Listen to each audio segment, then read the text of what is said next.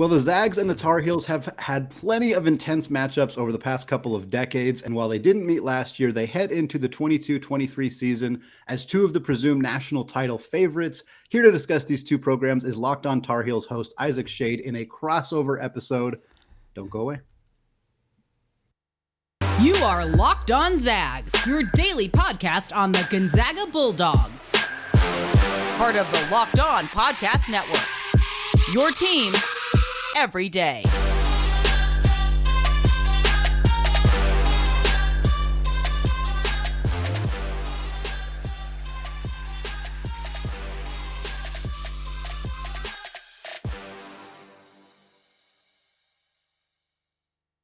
What is going on, y'all? Welcome to the Locked On Zags podcast, part of the Locked On Podcast Network, your team every day. I'm your host and longtime Gonzaga podcaster, Andy Patton, here to bring you news and updates on all things Zag athletics. I'm thrilled to be joined today by Isaac Shade, the host of the Locked On Tar Heels podcast. We're talking college hoops. We're talking two of the biggest programs in college basketball right now. So excited to get a chance to talk to another host all about college hoops. Isaac, thanks for taking the time, man. Yes, Andy, it's so good to get to do this. Yep. Talking Zags and Tar Heels. I was thinking about it earlier today, man. I mean, these two teams have been, they make up, between them, one of the two has been in 3 of the last 5 national championship games. It's ridiculous. Absolutely wild. Two of the bluest blood programs. I know people like to debate whether Gonzaga counts because it's only been, I guess, 22 years isn't long enough for people in some instances. Obviously, they haven't won that big one yet. That's a big hurdle. It'll happen. I think so. As long as we stop running into you guys like we did in 2017. That was a challenging one. I think I'm afraid to say his name. It's kind of Voldemort-esque to say Kennedy Meeks' name amongst the Gonzaga faithful. I figured he'd probably come up at least once today, though. But that was a tough game there. But obviously a chance for two of the best programs to get a chance to go at each other. Yeah, absolutely. You know, I think the refs fouling out Mr. Zach might have had a little bit to do with that. That was a tough one. You know, it's funny because Gonzaga's, the 2 of their seasons have now ended effectively with star freshman big men fouling out in critical moments. And obviously Zach Collins was the big one back then. And then this year, Chet Holmgren fouling out against the Jalen Williams Arkansas led team was very tough for them to stomach, because sometimes that's all it takes. You know, that's what can derail a season, is something like that. And it was really unfortunate for the Zags, but obviously really put you guys in a really good spot, obviously, to make the run that you made. And that's kind of what I wanted to start with, talking to you, Isaac, about first year under Coach Hubert Davis. Obviously, Roy Williams has been a staple of college basketball for decades and decades. And then all that happens in the first year is a second place finish in maybe a down year for the ACC, although the tournament may have disproved how down of a year it was. But to go through, run through Marquette, run through Baylor, number 1 seed in that side of the region there, and then to beat UCLA, to blow out the Peacocks of St. Peter's, everybody's favorite team, to beat them by a pretty good margin there. And then to follow that up by ending Coach K's career. I mean, what an incredible run through the NCAA tournament for the North Carolina Tar Heels. The Zags, it's been a long time since the Zags were kind of a Cinderella like that. It's kind of their staple, but they haven't done it in a while. What was it like to see a program like North Carolina that's not usually making runs as an underseed? What was it kind of like to see that experience play out this year? Yeah, that's a great question, Andy, because it feels like typically for both of these programs, like you've just said, they are, a top 4 seed in whatever region they're in.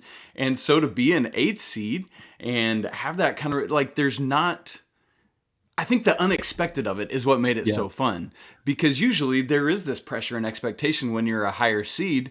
But with this, it's like, man, this team's been peaking for about a month. Yeah. Like, the pieces are coming together. We got this Iron 5. Is something cooking? And then just the way, like, I had the blessing and opportunity to sit courtside for that Marquette game. Yeah. They're on press row. And just from, I mean, it was a race from the get-go. They were blitzing Marquette. And it was like, okay, this isn't just an ACC thing that's happened the last couple of weeks. This five-some has something. Some of the backups are developing a little bit, and then So each game there was that anticipation of like, is the magic going to happen again? And Yeah. it just kept happening for 5.5 games, we'll say. And then at that point in the national championship game, there was just a little bit too much attrition, too many injuries, and just couldn't overcome it. Yeah, it's one of those things where it feels like you just need to peak at the right time. Like so much of determining like which teams do well in the tournament, people try to look at a ton of factors. They look at conference schedule, which is often used against Gonzaga. They look at the style of play. They look at a whole bunch of things, but ultimately, which team is hot when they get into the NCAA tournament seems to carry more weight than almost anything else. Gonzaga wasn't playing particularly well when they got into the tournament last year. Now they rebounded, managed to obviously put away Georgia State. Drew Timme went absolutely ham in the second half against Memphis for them to win that game, but they never played particularly well. Whereas you look at, a team like North Carolina, or you look at some of the other, obviously St. Peter's is a very unique example because teams rarely do what they did, but you just have to peak at the right time. I don't know how you coach a team to do that. I think that that's an incredible challenge, but certainly you watch this North Carolina team. I watched them early in the season. I watched some of their early ACC games. They look like a different team, and I think there's a lot of credit to Coach Davis for the adjustments that they made throughout the season to kind of get where they were at the end of the year.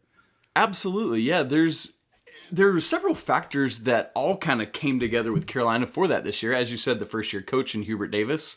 I think just about any year now in this NIL era, in the transfer portal era with the one-time transfer waiver, I think a lot of teams in any sport in college athletics are going to be trying to find their way as the season goes along, because you are bringing in transfers. You are starting new groups together. And then in Carolina's case, you add in a brand new head coach who's never been a head coach at any level other than JV Carolina team. And like, it just takes a while to gel and to find an identity, both as a team and as a coaching staff. And it just kind of all dovetailed and came together there in mid to late February, finally. Yeah, it's so critical to have the team come together at the right time. And now we're looking at a team that continuity is such an interesting thing in college basketball these days because of the transfer portal, because of the NIL rules, just because the game has changed so much that you don't have to necessarily develop all of your players through your program. You can pick pieces in different ways. And certainly the national championship game last year, I think, had notably two really strong transfers. So it wasn't a huge transfer heavy championship game with Brady Manek, of course, and then with Remy Martin for Kansas was kind of the other big one. But now you're looking at a team in North Carolina that's returning most of their pieces. Obviously, Manek is a big loss, but you got Caleb Love back. You got Leaky Black coming back. Obviously, Armando Bacot is a huge piece to return to the program. And obviously, this is very similar to Gonzaga. I think this is one of the biggest similarities these two programs have had this offseason is some uncertainty about how many of these guys are going to come back. Now, North Carolina's players decided to go much, much easier on the fan base, and they pretty much all made their decisions very, very early, whereas Gonzaga's three all made their decisions within the last 48 hours. But what was it kind of like to see a team not only make a run that deep into the tournament, but then turn around and return, with the exception of Manek, of course, a huge chunk of that roster? Yeah, absolutely. I mean, I think not only is it helpful for the fan base, but it's huge for the coaching staff, because roster management, my goodness, is I can't imagine having to try to put all that together in this day and age. And so very helpful for Hubert Davis and the coaching staff to know, okay, yes, we are losing Brady Manek. That's a given, but you know it, right? It's not waiting on him to make a decision. He doesn't have an option. And interestingly, with these Carolina prospects, Leaky Black doesn't really have NBA prospects right now. Could.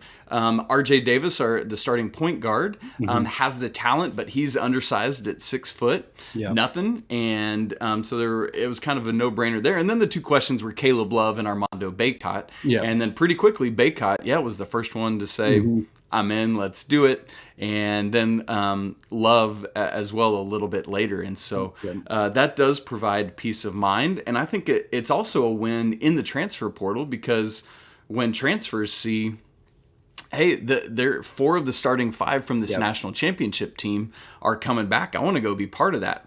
Mm-hmm. The funny thing for the Tar Heels is that they've only got 1 scholarship available. We're still waiting to see who that is, although by the time this comes out, in full transparency, we might already know. But one thing that the Carolina fan base is really undervaluing, I think, is just how much Brady Manick meant and did. Because to be that complement to Armando Bacot, who's more of a true center, just like Drew Timme for Gonzaga folks listening and watching, right? Like he can and has been working on stepping out from outside, but that's not what he is best at. It's Drew Timme, Oscar Tshiebwe, Armando Bacot. They're all the same dude, double just about every night. And then Manick, he's 6'10" and can bang inside. He's the small ball 5. But my goodness, like the amount of threes he can hit and the way he can spread the floor is huge. So Carolina doesn't have that on the roster, and so they really, really need to find that from either someone stepping up and doing something new or in the transfer portal. Yeah, and again, we're recording this a few days before it's actually going to come out. So by the time this comes out, maybe Carolina fans will know if Pete Nance is going to be the next piece for this program. I know that they were interested in Matthew Meyer out of Baylor as well before he ended up going to Illinois. It's kind of nice for a team to just be locking in on like, this is the type of dude we're looking for. We need Brady Manick. Like we need to find another guy. It's not easy to replace him, but at least you kind of know what style of player you're looking for. Again, by the time folks are listening to this, Pete Nance might already be a Tar Heel. He might be going somewhere else. But at this point, how critical of an addition would he be to this program? Personally, I think he's hugely critical. It's funny. It feels like the fan base is completely divided. A lot of people think, man, we're good. Let's not mess with chemistry. Like for example, Dawson Garcia last year, phenomenally talented player, transfers in and just didn't mesh with everybody the same way Brady Manick did. And so there is a big contingent that says, hey, we got a great thing going. Puff Johnson, who is Cam Johnson's little brother, could step in. He had a great national championship. Finally is having a healthy offseason. He's been hurt his other 2 off seasons. But he's a little bit undersized, hasn't yet shown, it was more of a 3 than a 4. And what Carolina really needs is this stretch 4. Like you said, they're dialed in on what they need, either a stretch 4 or honestly, there's no true backup for Armando Bacot at this point. And so you got another ankle situation like the national championship game, and you're kind of up a creek without a paddle at that point. And so you got the other half of the fan base who's like, give me all the Pete Nance I can get. And so he's in Chapel Hill as we record this. People have been sending me like covert pictures all weekend of like him and the coaching staff and the players eating at restaurants. And so while he, like a lot of people's critique of like, don't bring him in is, hey, listen, he's not athletic. He can't really necessarily be the 4.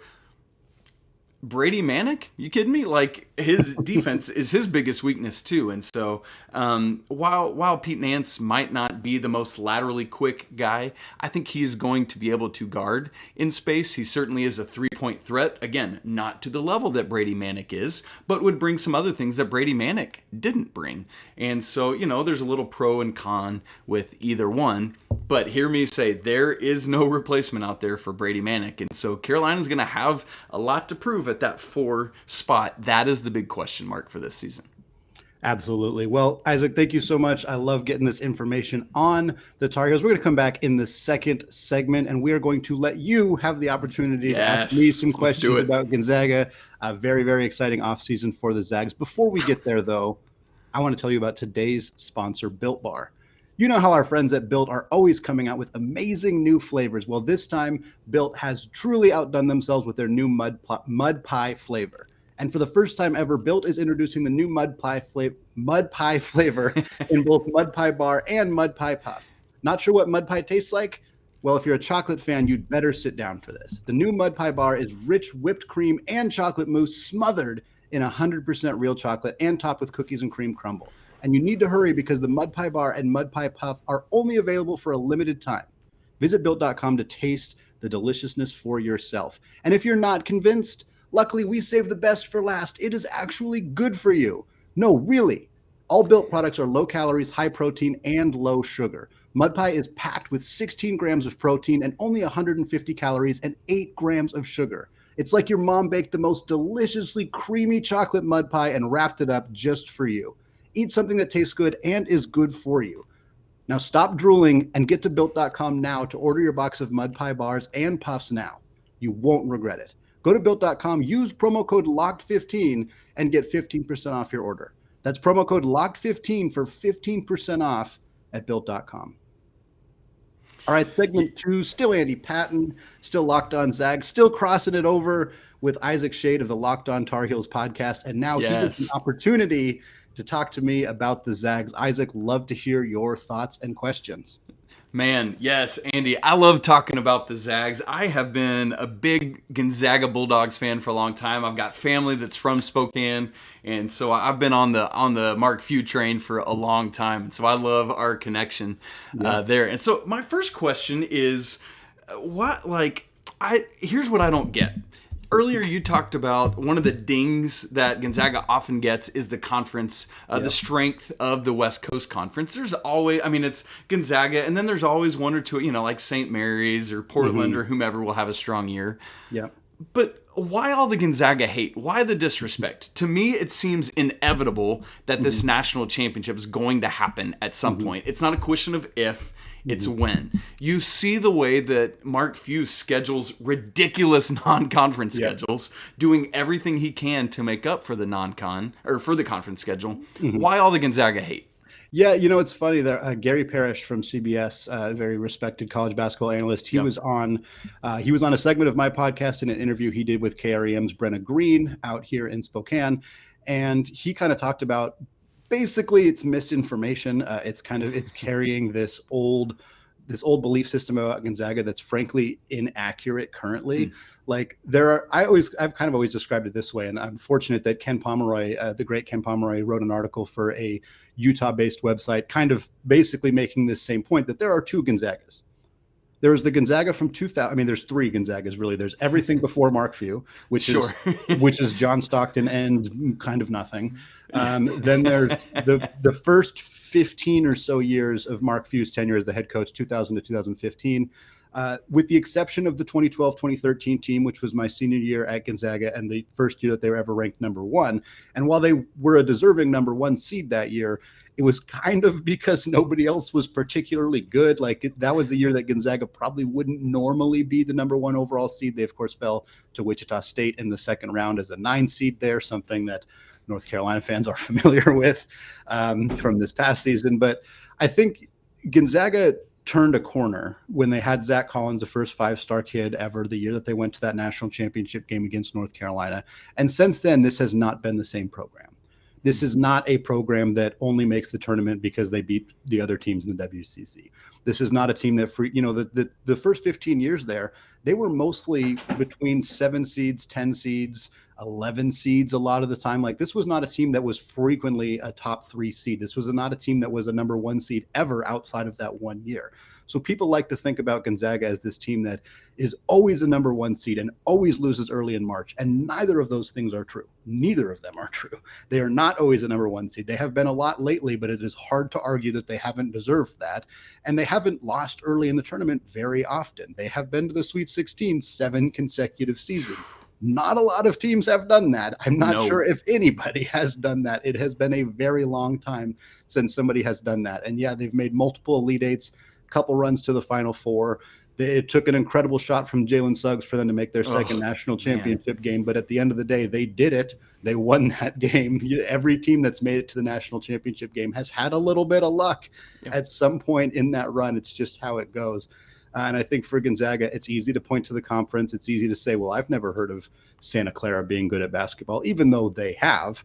It's easy to just say, that's not Alabama.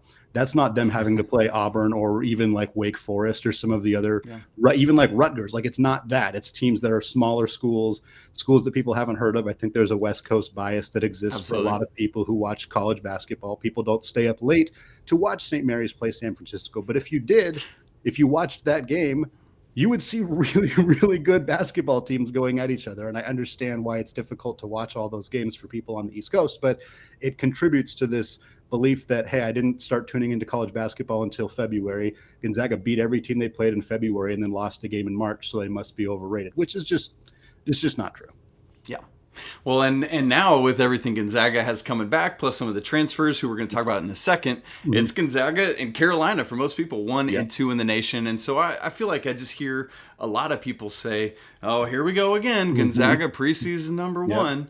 But just the fact that that's a thing is awesome and crazy.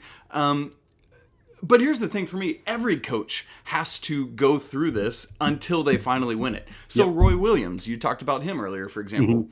He had multiple shots at winning a national championship, but hadn't got that monkey off his back until 2005. And then it happens, and now, he has a completely different national narrative. And to me, it's just completely unfair, the narrative that Mark Few gets. And so I really want to see Gonzaga win this national championship so that Mark Few and the program can get the respect that they rightfully deserve.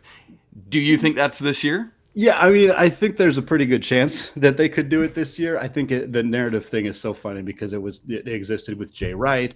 It existed with so many. I mean, I don't know how many times Coach K went. I think it was 4 times that he went to a title game before he won one as well. Like, it's not easy to do that.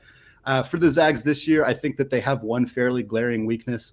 This team is built very similarly to the 2020-2021 team. The team, with the aforementioned Jalen Suggs shot, the team that went into the national championship game entirely undefeated, had defeated teams like Kansas and Virginia and Iowa in the regular season, ran through the NCAA tournament, and then ran into an absolute buzzsaw that was that Baylor team with Jared Butler and Davion Mitchell, Maceo Teague, a ridiculously talented program. But what Gonzaga struggled with in that game particularly, they struggled against the big physical guards, which frankly, those guards are – it's very rare that teams have that many talented guards. I mean, 2 of those guys are in the NBA. One of those guys was in the NFL. Like, how are you going to compete when you have guards that look like that? But Gonzaga's big weakness this year, frankly, is rim protection. When you lose a Chet Holmgren type player, I mean, there are Chet Holmgren type players don't really exist. He's incredibly unique. There's a reason he's been called a unicorn. But now you're looking at this roster. They add Efton Reed out of LSU, very talented kid, and he's a good switchable big, but he's not a great rim protector. Drew Timme, he's not going to magically get better as a rim protector. He might be okay at it. He's not as bad as some people think he is. He's very bad defensively away from the rim. That is an area of tremendous weakness for him. For sure. But rim protector, he's okay.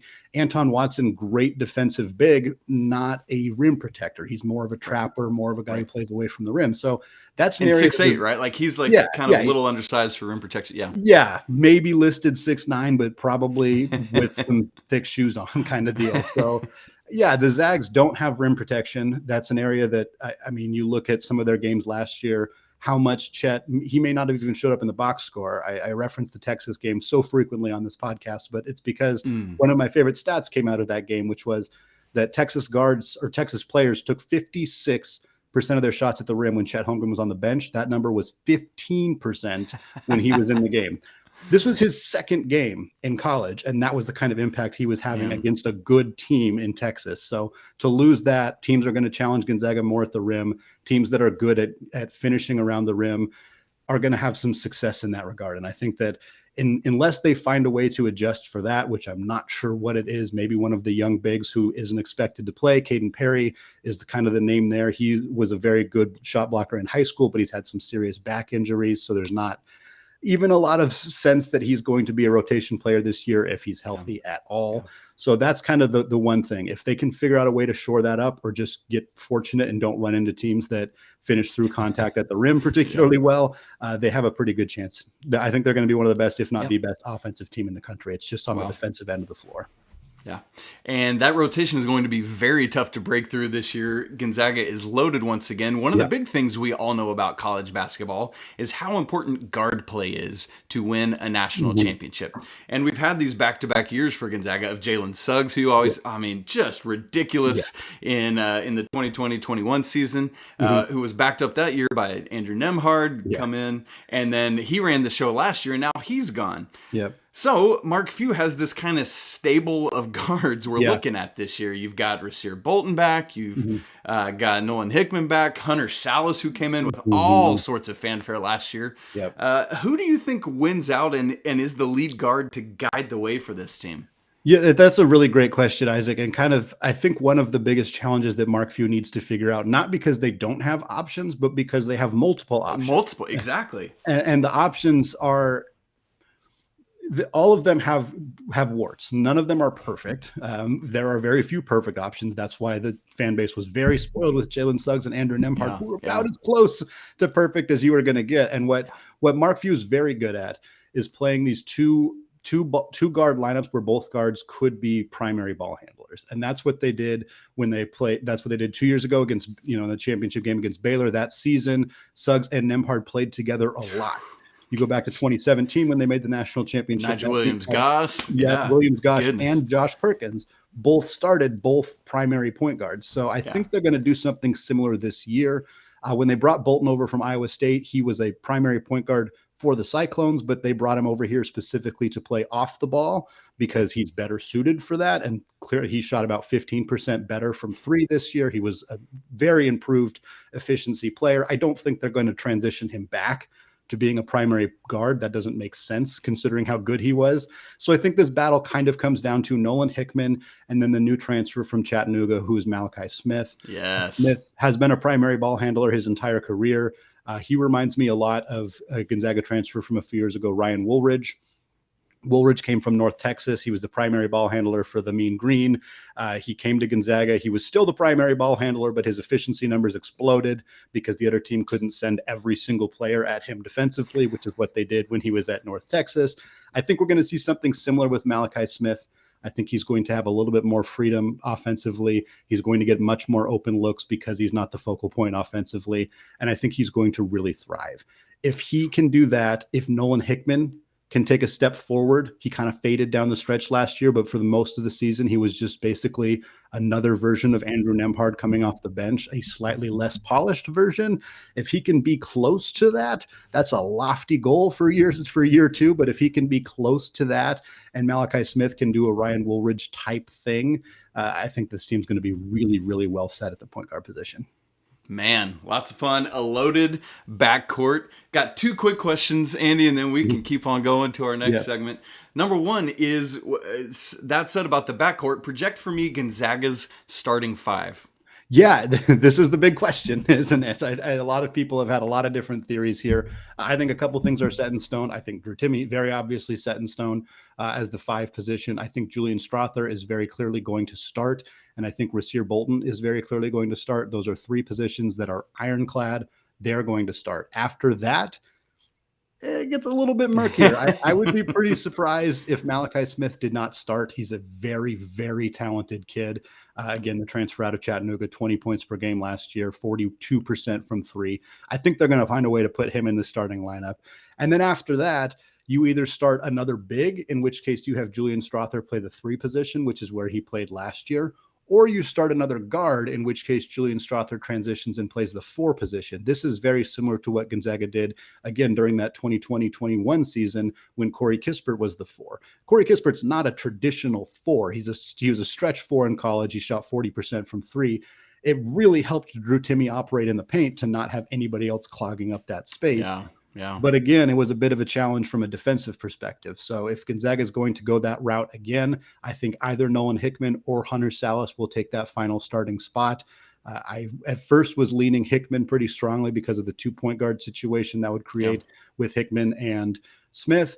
But there's a part of me now that thinks it could be Hunter Salas for defensive reasons. He's a better defensive player. He doesn't need the ball in his hands to be efficient on offense. That could be good with a lineup that has a bunch of other shooters on it. I think it could just kind of help them beef up defensively. Ultimately, I'm not sure it matters. And he's much bigger. Yeah, he's 6'5", can jump out of the freaking gym. Very, very athletic young man. And I think he's going to be in for a really huge season. I'm not sure whether he's going to be starting or coming off the bench, but Mark Few is going to have 8 or 9 guys that are all going to get a fairly good chunk of minutes. We didn't even talk about Anton Watson, who's obviously going to play 18 minutes per game. We didn't talk about Efton Reed, who did not transfer from LSU to sit on the bench. So he is going to play some minutes as well. I think he's going to have a hard time playing When Drew Timme's also playing, that's a big question mark, is can those two guys play cohesively together? Because if not, that really limits how much Reed plays. But he's a young prospect. He might just be kind of biding his time and taking over a big role the next season after Drew Timme leaves. Yeah. That's great. And speaking of Drew Timme leaving, the rest of the front court, today is the 2022 NBA draft when this episode is dropping. Obviously, Chet Holmgren. The biggest question mark, if I'm a GM, I can't afford to take him, and I can't afford to not take him, because who knows, does his body hold up? Andy, where is Chet Holmgren going tonight? It sure sounds like it's going to be Oklahoma City. Again, as we're recording this a few days in advance, things could change. They may have already changed. It's hard to say. Jabari Smith sounds like the guy that's going to Orlando with that first pick. I understand the appeal of Jabari Smith, certainly a 6'10" guy who can shoot the way that he can shoot.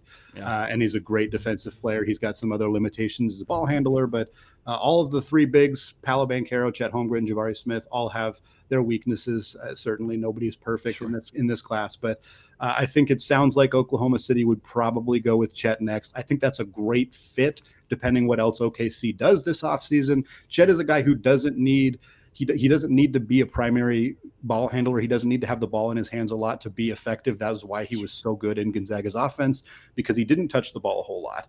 And when you look at a team with Josh Giddey, with Shea Gilgeous-Alexander, like, they're going to be just fine.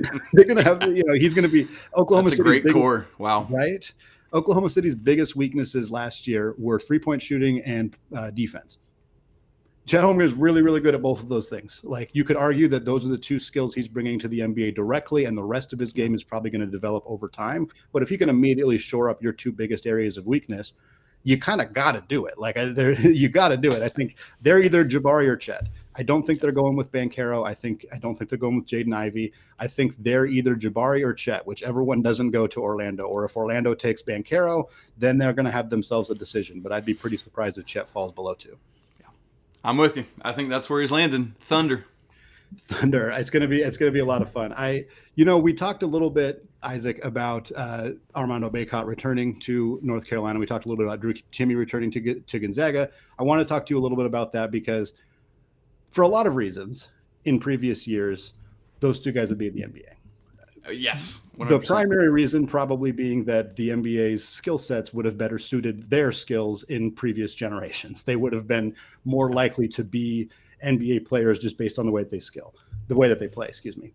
But we also have a situation where they now have the ability to return to school. They can make more money through NIL.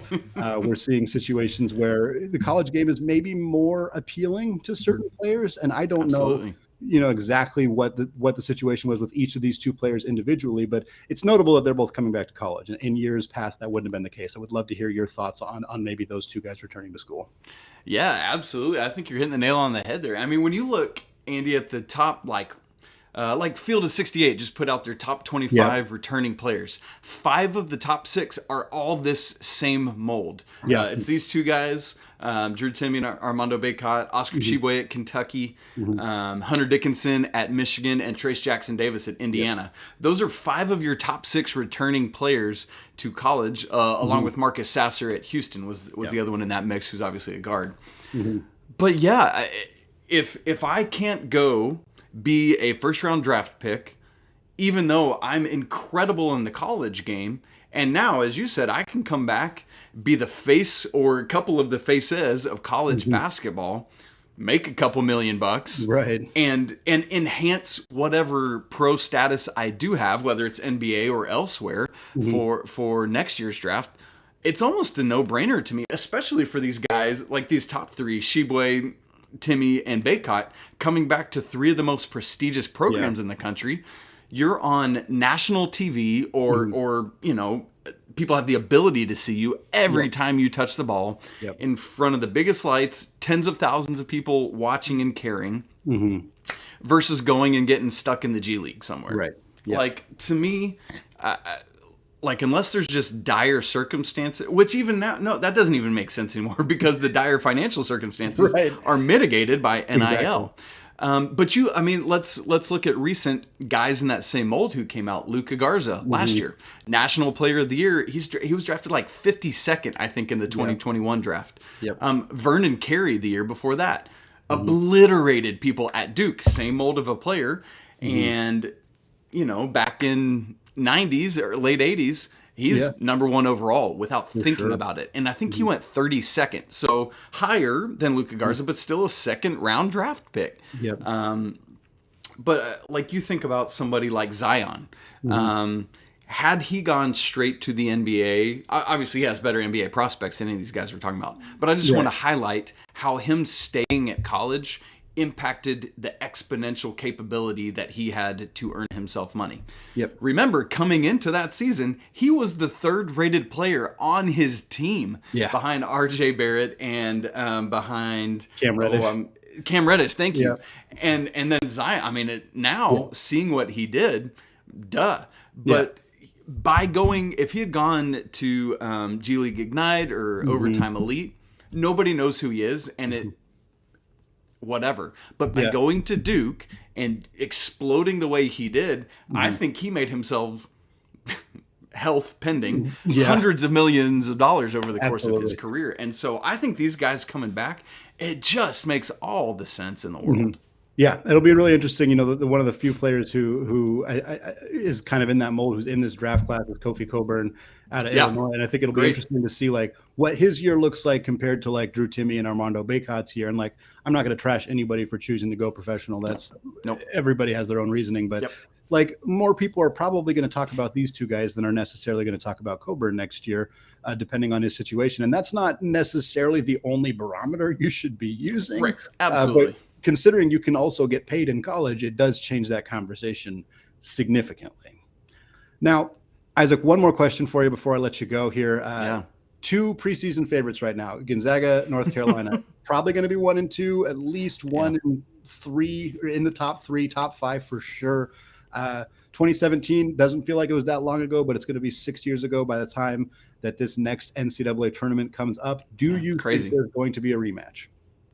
Man, on paper, yes, right. Yeah. I think the beauty of college basketball is you have your St. Peters's and things like that. And as you said earlier in our conversation, Andy, it does it takes luck. It takes the Jalen Suggs shot. It takes Marcus Page almost hitting one of the most miraculous shots in college basketball history, only to be outdone by Chris Jenkins 10 seconds later. And so on paper, I think these are the no-brainer 1 and 2 teams in the nation, especially if the Tar Heels land Pete Nance. Gonzaga's coffers are full already. I don't know. Do y'all have any scholarships left? No. Okay, so Gonzaga's set. Carolina's got 1 scholarship left. And, I think without Pete Nance, I think these are your top 2 teams in the nation. And so, on paper, I would love to see another run from these 2 teams. I wish we could see them match up in the regular season so that we could get a Timme Bacot matchup. I think Timme probably holds a little bit of the offensive plus, and then I think Bacot has a little bit of an edge on the defensive side and in guarding in space and stuff like that. But I would love to see that happen. I don't think we'll get it. So I'm really hoping we get it in the national championship game. And so what's neat is both these programs have shown a capability to live up to preseason expectations when they have the dudes. And Gonzaga certainly has that. And if Carolina can prove that what happened the last third of the season wasn't just random, then I think we'll see these 2 teams be in the top 10 all season long. I'm sure, they'll take a ding here and there because that's college basketball. But actually, hang on. We might have something happening in real time, Andy. Oh, I'm getting a lot of texts coming in from Carolina people. Pete Nance is a Tar Heel. It happened. In real time. Yes. This is great. Okay. So all the more so, let's cement what we've just said. Yes, these are the top 2 teams in the nation. Pete Nance should slot right in at the 4 if he can win the slot over Dontrez Styles and Puff Johnson. If not, most capable backup in the country to Armando Bacot. And so, wow. Okay. Both these rosters are now all of a sudden complete. Yeah, Andy. We got 2 national championship contenders on our hands here, brother. Absolutely. It's going to be a really, really fun season. Isaac, I'm going to let you go because you probably got to do some recording to talk a little bit here about this Pete Nance news. I'm very excited about that. Going to be two of the best programs in the entire country next season. Thank you so much for joining me today. Thanks for having me, Andy. It's great to talk Zags and Heels. Love it. Let's do it again. All right. Absolutely. We got more content coming later this week. We're going to talk about the NBA draft, of course, as it is happening tonight as you are listening to this right here on the Locked On Zags podcast, available wherever you get your podcasts and soon to be available on YouTube as well. Finally, thank you again for making Locked On Zags and Locked On Tar Heels your first listen of the day. Make sure to go check out the Locked On NBA Big Board. Host Raphael Barlow from NBA Draft Junkies and author of the NBA Big Board newsletter is joined by Richard Stamen, Sam Ferris, and Leif Thulin, giving fans an in-depth look into the NBA draft, mock draft, player rankings, and of course, big boards. It is free and available wherever you get podcasts. All right, thank you all for listening, and go Zags.